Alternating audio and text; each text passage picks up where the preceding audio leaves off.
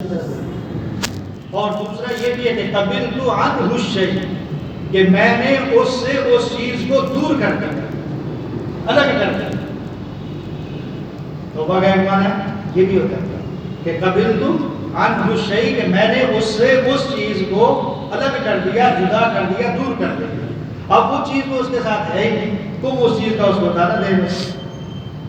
تو اس لیے یہاں سے یہ معلوم بھی ہو گیا کہ انسان سے اگر گناہ ہو جائے، انسان سے کوئی غلطی ہو جائے، تو اس گناہ کے ساتھ اس کو تانے دینا یہ اچھی بات نہیں ہے، اس سے نفرت کرنا یہ اچھی بات نہیں ہے، بلکہ اس گناہ سے نفرت کی جائے، اس گناہ سے نفرت کی جائے کہ یہ گناہ برا ہے، یہ کام برا ہے۔ جب آپ اس انسان سے جس سے گناہ ہوا ہے نفرت کریں گے، اس سے دور ہوں گے، تو پھر اس کو بتائے گا کون؟ اس کو کون بتائے گا؟ اب دیکھیں نا کہ ماں باپ اگر اپنی اولاد سے نفرت کرنا شروع کر دیں تو اولاد اچھی بنے گی بگڑے گی؟ اگر ماں باپ اپنی اولاد سے، بچوں سے نفرت کریں، آج تو سائنس بتا رہی ہے یہ ساری چیزیں آپ کو، کہ جب بچے چھوٹے چھوٹے ہوتے ہیں ان سے کیا کرو؟ محبت کے ساتھ پیش آئے، پیار سے ان کو سمجھاؤ۔ اگر آپ ان سے نفرت کریں گے تو وہ پھر آپ کی نفرت ان کے دل میں بیٹھ جائے گی، بجائے ان کی اصلاح ہونے کی وہ آپ کی نافرمانی کے عادی بن جائیں گے۔ تو یہ معنی ہے عرب کی لغت کے اندر کہ توبہ کے کیا معنی ہیں۔ اب دیکھیں کہ قرآن و سنت کی روح میں، قرآن و سنت کی اصطلاح میں توبہ کس کو کہتے ہیں؟ کہ جو اللہ تعالیٰ فرما رہے ہیں کہ وَهُوَ الَّذِي يَقْبَلُ التَّوْبَةَ عَنْ عِبَادِهِ، کہ وہ ذات اللہ کی اپنے بندوں کی توبہ قبول کرنے والا ہے۔ توبہ کیا ہے؟ اب دیکھیں کہ ہم بھی اللہ سے مانگتے ہیں، نماز پڑھتے ہیں، یا کسی مصیبت پریشانی میں مبتلا ہوئے تو فوراً ہم اللہ کی طرف توجہ کرتے ہیں، نماز پڑھ کے بھی ہم دعا مانگ رہے ہوتے ہیں۔ صرف مانگنا کہ یا اللہ میری توبہ، یا اللہ مجھے معاف کر دے، یہ توبہ نہیں ہے۔ توبہ کے اندر تین چیزیں لازمی ہیں، اگر وہ تینوں چیزیں اس کے اندر ہوں گی تو وہ صحیح معنوں میں قرآن و سنت کی اصطلاح میں وہ آپ کی توبہ تصور کی جائے گی کہ ہاں اس نے توبہ کی۔ پہلی چیز کیا ہونی چاہیے کہ سب سے پہلے یہ ہے کہ انسان نے جو گناہ کیا ہے، جس سے وہ معافی مانگ رہا ہے، اب اس گناہ سے وہ کیا کرے؟ علیحدگی اختیار کرے۔ سب سے پہلا کام یہ ہے کہ اس گناہ کو چھوڑ دے کہ یہ میں کام برا ہے، یہ مجھ سے غلط کام ہوا ہے، یہ میں نے کتنی بڑی غلطی کر دی، اللہ نے روکا، حضور علیہ السلام نے منع فرمایا، اور انسانیت کا بھی یہ تقاضا یہ تھا کہ یہ کام میں نہ کرتا، انسان کی شان کو بھی یہ دیکھا نہیں دیتا کہ میں نے اتنا برا کام کیا ہے۔ تو سب سے پہلے یہ کہ انسان اس کام کو چھوڑے۔ اب دیکھیں ہمارے ہاں کیا ہوتا ہے، پہلے تھوڑا سا آپ پیچھے چلیں گے سن 2000 سے پیچھے، آپ نے دیکھا ہوگا کہ مساجد کی جو باہر کی دروازے تھے، بیت الخلاء ہوتے تھے، باہر جگہ ہوتی تھی، لوگ اندر داخل ہونے سے پہلے اپنی جیب سے سگریٹ کی ڈبیاں نکال کے رکھ دیتے تھے۔ دیکھا تھا آپ نے؟ ایسا ہوتا تھا یا نہیں ہوتا تھا؟ بالکل۔ یہ آپ نے دیکھی یہ چیزیں یا نہیں دیکھی؟ آج آپ کو کہیں نظر آتی یہ چیزیں؟ کیا ہم نے سگریٹ پینا ختم کر دیا؟ ہم نہیں پیتے۔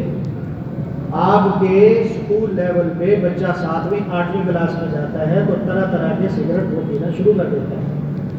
میں نے خود ایک بیوہ عورت تھی، اس کا بچہ میرے پاس آئی، یہاں دہلی ایڈمٹ تھی، یہاں یہ جو جینا جاوید جہاں اسپتال بنا ہوا ہے، تو میرے پاس نے کہا جاوید صاحب سے کہیں کہ آپ جو ہے وہ بچے کی فیس معاف کر دیں، غریب ہیں۔ تو میں اس کے پاس لے کے گیا، پہلے مہینے میں اس کی والدہ روتی بھی ہے کہ اس نے تو سگریٹ پینا شروع کر دیا،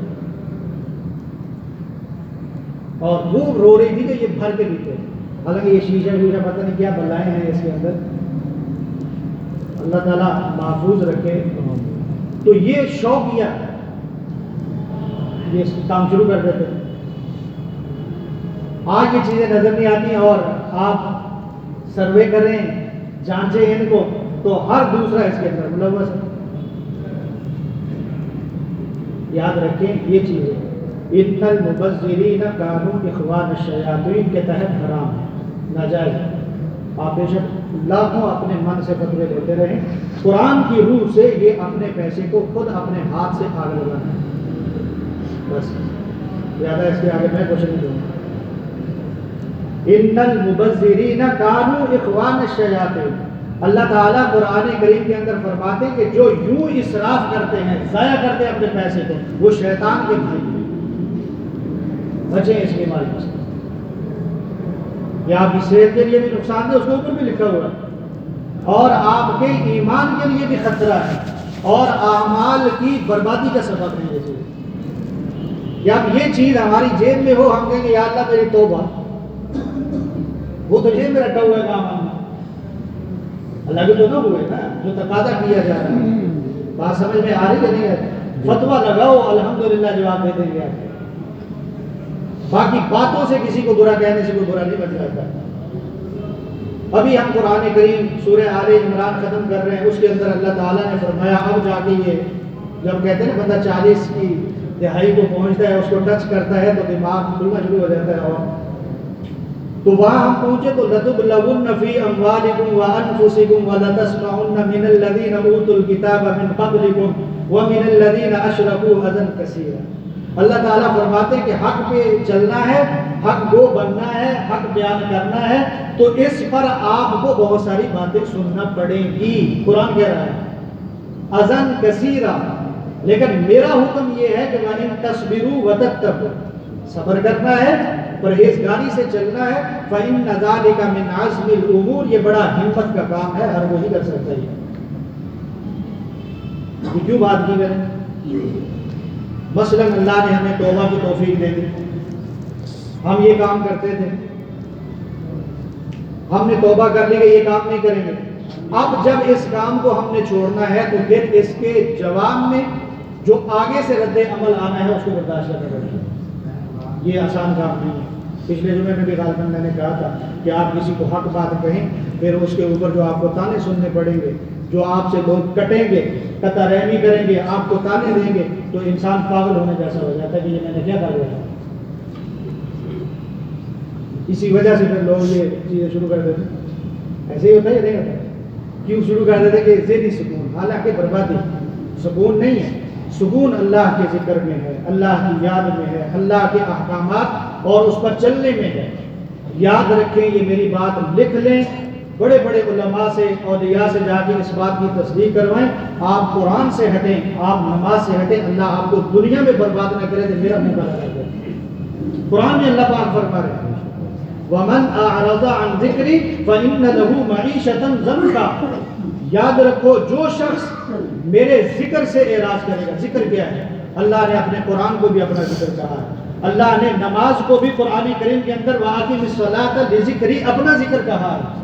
جو شخص ان باتوں سے دور ہو جائے گا تو اللہ تعالیٰ کا آگے وعدہ یہ ہے فَإِنَّ لَهُ مَعِيشَةً ضَنْكًا. یاد رکھو تمہاری دنیا کی زندگی میں تنگ کر دو.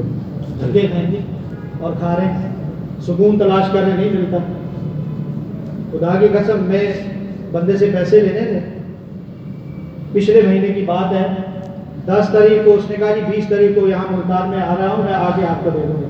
ملتان پہنچا، اس کے پیچھے رحیم یار خان میں لڑائی ہوئی، اب تک اس دلدل کے اندر پھنسا ہوا ہے. واپس آئے، میں نے پتہ کیا کہاں ہے وہ، اتنے دن گزر گئے.